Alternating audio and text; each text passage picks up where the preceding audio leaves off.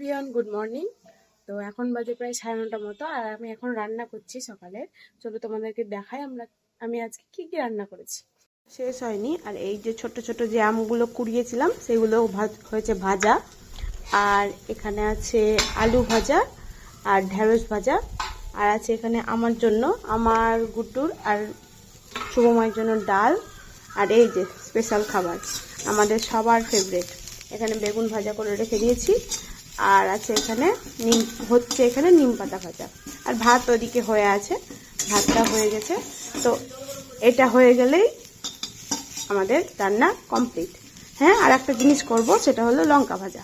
চলো তোমাদেরকে আম গাছটা দেখাই যে আম গাছটায় কতগুলো আম হয়েছে। ওপর থেকে দেখালে হয়তো বেশি ভালো হবে, তো আমি নিচ থেকেই দেখাচ্ছি এখন আপাতত, আর ওপর থেকে আমি অন্যদিন দেখাবো।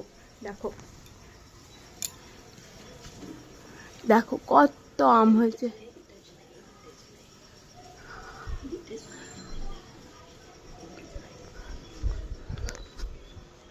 এই যে দেখো, প্রচুর আম হয়েছে, প্রচুর। আর একদিন ওপর থেকে দেখাবো। আর এখানে মা করছে জল গরম, দেখতেই পাচ্ছ অনেক ধোয়া, কারণ আমি জামা কাপড় ভেজাবো সে কারণের জন্য।